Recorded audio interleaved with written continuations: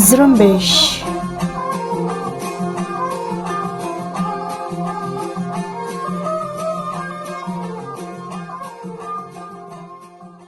یہ ریڈیو زرمبش اردو کی آواز ہے۔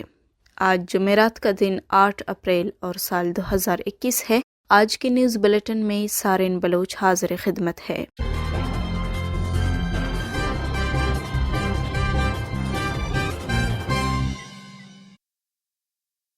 ریڈیو زرمبش کی آج کی نیوز بلیٹن میں بلوچستان سمیت علاقائی اور عالمی خبریں شامل ہیں۔ سب سے پہلے پیش خدمت ہے بلوچستان سے متعلق خبریں۔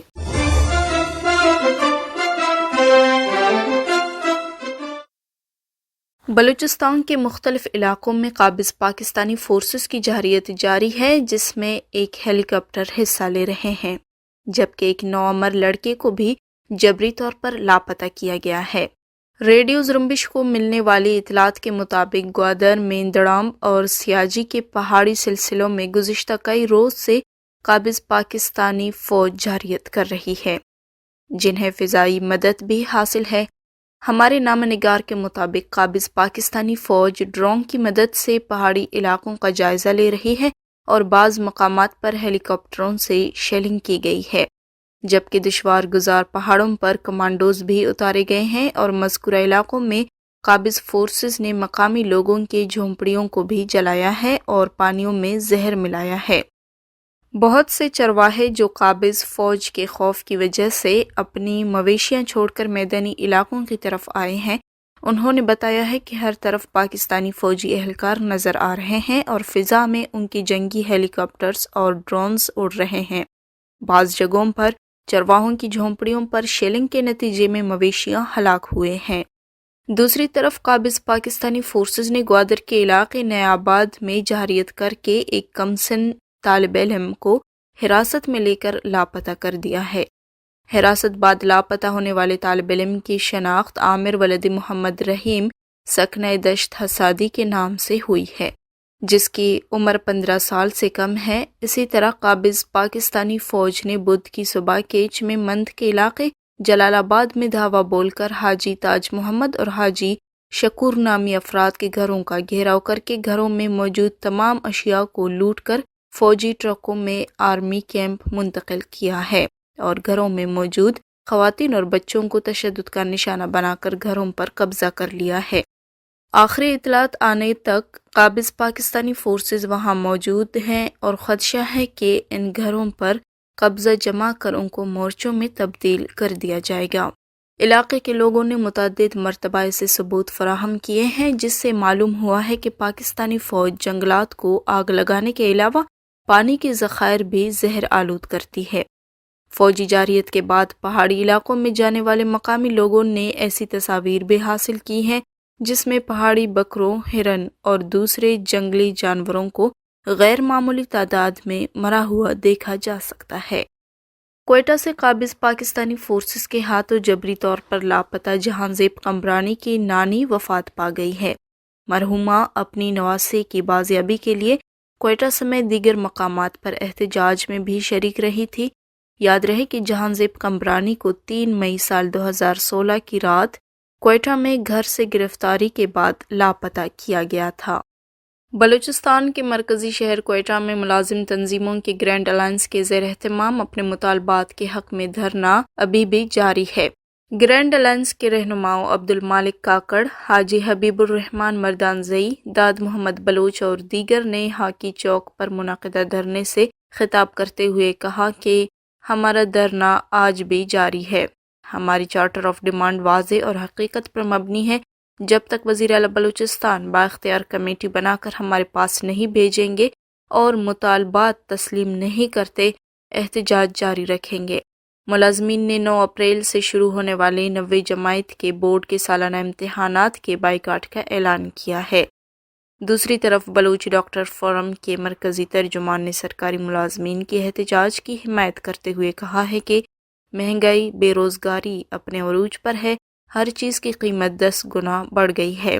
اس کے باوجود سرکاری ملازمین کے تنخواہوں میں اضافے سمیت دیگر سہولت نہ دینا سمجھ سے بالاتر ہے۔ بی ڈی ایف نے ملازمین کے مطالبات کی حمایت کرتے ہوئے بھرپور ساتھ دینے کا اعلان کیا۔ لسبیلا یونیورسٹی کے faculty of veterinary and animal sciences کے طلباء نے امتحانی نتائج کے خلاف احتجاج کیا ہے۔ طلباء نے امتحانی نتائج کو مسترد کرتے ہوئے الزام عائد کیا ہے کہ امتحانات میں پسند ناپسند کی بنیاد پر پاس فیل کر کے طلباء کے ساتھ زیادتی کی گئی ہے۔ انہوں نے ساتھ ہی مطالبہ کیا نان پروموٹڈ طلباء کو جلد پروموٹ کیا جائے اور انہیں ہائر ایجوکیشن کمیشن کے قوانین کے مطابق استثناء دیا جائے۔ انہوں نے کہا کہ اگر ہمارے ساتھ مزید ناانصافی ہوئی تو سخت سے سخت احتجاج کریں گے، جس کی تمام تر ذمہ داری یونیورسٹی انتظامیہ پر عائد ہوگی۔ بلوچستان میں کرونا وائرس کے پھیلاؤ میں اضافے کو مد نظر رکھتے ہوئے شادی ہالوں کو 15 روز کے لیے بند کر دی گئی ہے۔ ایڈیشنل چیف سیکرٹری داخلہ و قبائلی امور بلوچستان ارشد مجید کی طرف سے جاری کردہ ایک اعلامیے کے مطابق بلوچستان میں کرونا وائرس کے بڑھتے ہوئے کیسز کو مد نظر رکھتے ہوئے حکومت بلوچستان نے تمام میرج ہال، بینکویٹ ہال 15 دن کے لیے 20 اپریل کو دوپہر 12 بجے تک بند کر دی ہے۔ اعلامیے میں پولیس، لیوی، ضلع انتظامیہ سمیت دیگر متعلقہ اداروں کو پابندی پر عمل درآمد کروانے کی ہدایت کی گئی ہے۔ حکومت بلوچستان نے کرونا وائرس کے پھیلاؤ کے پیش نظر بین الصوبائی پبلک ٹرانسپورٹ 9 اپریل سے ہفتے میں 2 دن بند کرنے کا اعلان کر دیا ہے۔ بلوچستان ہائی کورٹ نے سیکرٹری صحت حکومت بلوچستان اور ڈی جی صحت کو سختی سے تاکید کی ہے کہ وہ پرائیویٹ اسپتالوں کی ریگولیشن کے لیے نئے قانون بنا کر میکینزم تشکیل دے۔ عدالت نے توقع ظاہر کی کہ رولز کی تیاری میں ہسپتال، پولی کلینک اور ڈے کیئر سینٹر کے فرق کو بین الاقوامی طے شدہ تعریفوں کی روشنی میں مد نظر رکھا جائے گا۔ عدالت نے یہ بھی حکم دیا ہے کہ تمام نجی ہسپتال اس بات کی پابند رہیں گے کہ وہ میڈیکل ایمرجنسی چاہے وہ کسی بھی نوعیت کی ہو، جیسا کہ سول یا کرمنل، اس حوالے سے کیس کی نوعیت کو بہانہ بنا کر مریض کو لینے سے انکار نہیں کریں گے۔ تمام نجی اسپتال اس بات کے پابند ہے کہ وہ اپنے اسپتالوں میں میڈیکل ایمرجنسی ٹراما سینٹر قائم کریں گے اور اس کی تمام تر لاگت نجی ہسپتال کا مالک برداشت کرے گا۔ بلوچستان نیشنل پارٹی نے اپنے مرکزی اعلامیے میں اعلان کیا ہے کہ پارٹی کا مرکزی قومی کونسل سیشن 28، 29 اور 30 مئی کو کوئٹہ میں منعقد ہوگا۔ اعلامیے میں تمام اضلاع کو سختی سے ہدایت کی گئی ہے کہ وہ اپنے اپنے اضلاع میں پارٹی کے مرکزی کونسلران کے انتخابات اور مرکزی کونسل سیشن کی تیاریوں کو حتمی شکل دینے کے لیے لائحہ عمل ترتیب دے اور تمام اضلاع کے صدور، general secretaries, organiser, deputy organiser کو بھی ہدایت کی گئی ہے کہ وہ اپنے اپنے اضلاع کی سیکرٹری رپورٹ 13 اپریل تک پارٹی کے مرکزی secretary general doctor Jahanzeb Jamaldini کو ارسال کر دیں۔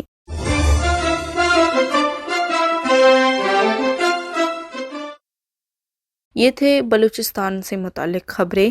اب علاقائی اور عالمی خبریں پیش کر رہے ہیں خلیل واڈیلا۔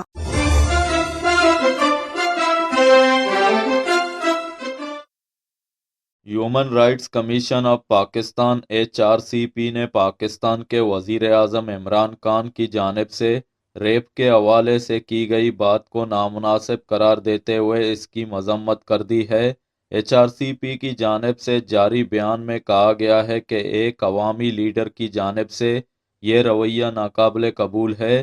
انہوں نے وزیر اعظم پاکستان کے بیان کو حد تک آمیز قرار دیتے ہوئے کہا کہ یہ اس حوالے سے نہ صرف حیرت کا باعث ہے کہ ریپ کہاں، کیوں اور کیسے ہوتا ہے، بلکہ اس سے ریپ کے شکار ہونے والے پر الزام بھی عائد ہوتا ہے، جس کے بارے میں حکومت کو معلوم ہونا چاہیے کہ بچوں سے لے کر عزت کے نام پر ہونے والے جرائم تک شمار کیا جا سکتے ہیں۔ HRCP نے کہا کہ ہمارا مطالبہ ہے کہ فوری طور پر معافی اور ریپ سے متعلق معاملات کو جرم کے طور پر دیکھنے کے لیے حکومت کے عزم کا اعادہ کیا جائے۔ پاکستان میں حزب اختلاف کی جماعت عوامی نیشنل پارٹی نے پاکستان میں اپوزیشن جماعتوں کے اتحاد پاکستان ڈیموکریٹک موومنٹ سے الگ ہونے کا اعلان کر دیا ہے۔ منگل کو پشاور میں پریس کانفرنس کرتے ہوئے ANP کے رہنما امیر حیدر خان ہوتی نے الزام لگایا کہ پی ڈی ایم میں شامل کچھ جماعتیں اپنے مخصوص سیاسی ایجنڈے کے لیے پی ڈی ایم کو ہائی جیک کر رہی ہیں۔ عوامی نیشنل پارٹی نے پی ڈی ایم میں اپنے پارٹی رہنماؤں کو اصل تمام عہدے بھی چھوڑنے کا اعلان کیا۔ امیر حیدر خان ہوتی کا کہنا تھا کہ جنہوں نے عوامی نیشنل پارٹی کو شوکاز نوٹس دیا انہوں نے خود پی ڈی ایم کے خاتمے کا اعلان کر دیا تھا۔ ان کا کہنا تھا کہ اگر کوئی برابری کی سطح پر ہم سے بات نہیں کرتا تو ہم اس کے ساتھ چلنے کو تیار نہیں ہیں۔ ایران کی سپاہ پاسداران انقلاب کی ملکیتی ایک مال بردار جہاز پر بحیرہ احمر میں حملہ کیا گیا ہے۔ عرب میڈیا نے اطلاع دی ہے کہ ایرانی جہاز پر ایریٹریا کے آبی حدود میں حملہ کیا گیا۔ اطلاعات کے مطابق ایرانی فوجی بحری جہاز کو منگل کی شام اسرائیل نے بارودی سرنگ کے ذریعے نشانہ بنایا۔ عالمی میڈیا کے ذریعے اسرائیلی کمانڈوز نے ایرانی فوجی بحری جہاز پر مقناطیسی دھماکہ کے آلہ نصب کر دیا تھا جو دھماکے سے پھٹ گیا۔ ایرانی میڈیا نے بحیرہ احمر میں نقصان سے دوچار ہونے والے بحری جہاز سے اٹھنے والے دھوؤں کے بادلوں کی تصاویر نشر کی ہیں۔ البتہ دھماکے کے نتیجے میں نقصانات کی تفصیل سامنے نہیں آ سکی ہے۔ امریکہ اور ایران کے درمیان آسٹریا کے صدر مقام ویانا میں مذاکرات شروع ہو گئے ہیں۔ ان مذاکرات کا مقصد ایران کے جوہری پروگرام کے حوالے سے اس بین الاقوامی معاہدے کو بچانا ہے جس سے امریکہ سن 2018 میں یک طرفہ طور پر الگ ہو گیا تھا۔ معاہدے کو برقرار رکھنے کی یہ پہلی سنجیدہ کوشش ہے۔ آسٹریا کے دارالحکومت ویانا میں منگل کے روز یورپی یونین کی صدارت میں یہ بات چیت شروع ہو گئی ہے۔ اس میں سن 2015 کے جوہری معاہدے کے شرکاء ایران، چین، فرانس، جرمنی، روس اور برطانیہ حصہ لے رہے ہیں۔ میانمار میں سیکیورٹی فورسز کے ہاتھوں گزشتہ 2 ماہ کے دوران 570 مظاہرین کے ہلاکت کے بعد ملک بھر کے عوام نے جرات مندانہ اور بے باک انداز میں سڑکوں پر مظاہرے شروع کر دیے ہیں۔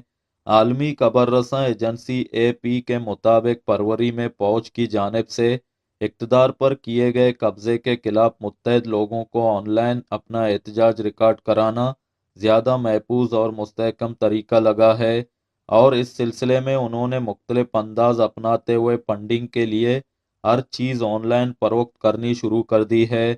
میانمار میں اس وقت کپڑے اور کھلونے سے لے کر موسیقی کے اسباق اور بیرونی مہم جوئی تک سب کچھ فروخت ہو رہا ہے۔ غیر ملکی دوستوں کو عطیہ کرنے کی ترغیب دی جا رہی ہے، لیکن دراصل یہ فنڈ آنگ سان سوچی کی منتخب حکومت کو ختم کرنے کو چیلنج کرنے کے لیے سیاسی شعور اجاگر کرنے کے لیے اکٹھا کیا جا رہا ہے۔ فٹ بال کی عالمی تنظیم فیفا نے پاکستان میں فٹ بال فیڈریشن کے تنازع کے باعث پاکستان کی رکنیت معطل کر دی ہے۔ فیفا نے چند روز قبل پاکستان کو خبردار کیا تھا کہ اگر فٹ بال ہیڈ کوارٹرز لاہور کا کنٹرول 31 مارچ تک فیفا کی جانب سے مقرر کردہ نارملائزیشن کمیٹی کے سپرد نہ کیا گیا تو اس کی رکنیت معطل کر دی جائے گی۔ پاکستانی ذرائع ابلاغ کے مطابق ایسٹر کی چھٹیوں کے بعد فیفا کے دفاتر کھلتے ہی پاکستانی حکام کو بذریعہ ای میل رکنیت کی معطلی کے فیصلے سے آگاہ کر دیا گیا ہے۔ فیفا نے کہا ہے کہ جب تک فیفا ہاؤس لاہور کا کنٹرول اور اکاؤنٹس کے معاملات نارملائزیشن کمیٹی کے حوالے نہیں کیے جاتے اس وقت تک پاکستان کی رکنیت معطل رہے گی۔